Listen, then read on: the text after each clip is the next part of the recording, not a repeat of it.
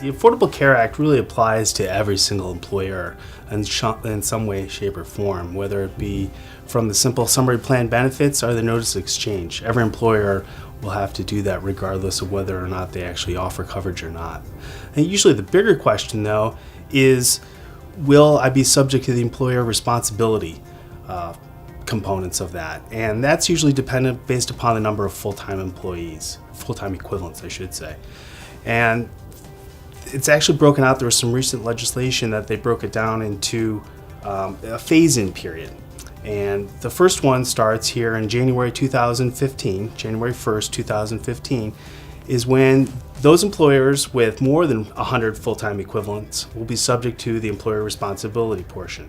Those between the 99 and 50 range will be subject to the employer responsibility starting January 1st, 2016, and those under the 50 employee threshold currently are not subject to any employer responsibilities. The full-time equivalent determination is somewhat of a complicated factor, but it's first of all it bases it on the number of full-time employees, which the Department of Labor has defined as 30 hours per week. Then you got to take a look at your part-time or variable hour group and make a calculation there.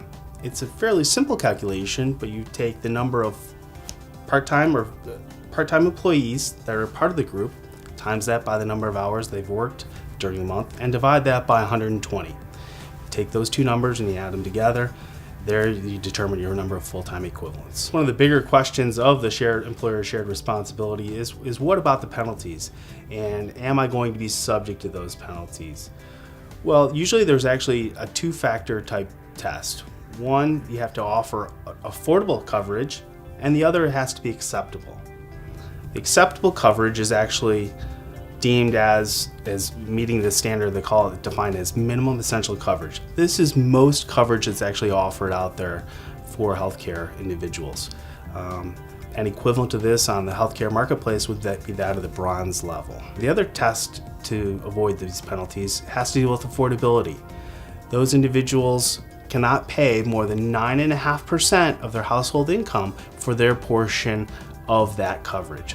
Now this is one item that's important here, is that it's only the single level coverage as opposed to the family level coverage. So family level coverage could actually be a little bit more. HIPAA laws actually prevent employers from asking what is their household income.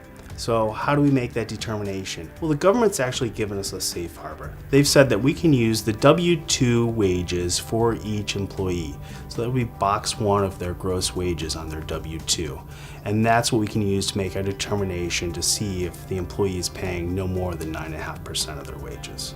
Unfortunately, you can't split up the coverage. You have to offer the same coverage to all individuals. Doesn't mean they have to take it, but the same coverage offerings have to be there. So if you have a really base level plan and a high level plan, all employees must be able to purchase that at whatever said prices they are. Now that being said, it doesn't mean that you can't offer more than one plans, and in fact most employers do offer 2 or 3 plans to kind of meet their employees' needs. But keeping in mind, you still want to have that basic bronze level, which means the affordable and acceptable coverage. Many employers often ask if we can just drop our coverage altogether because we're under the 50. The answer is yes. You can drop your coverage if you're under the 50. Some employees might even qualify for federal subsidies. These are the individuals that are under the 400% of the annual poverty level, and they might qualify for reduced premiums when going on in the exchange. So employers can choose to give their individual employees a wage increase, but they are going to be paying taxes on that increase as well with the regular individual filings. There also might be an unintended consequence for additional income, which is going to push them over that federal subsidy level and therefore no longer make them eligible for those subsidies.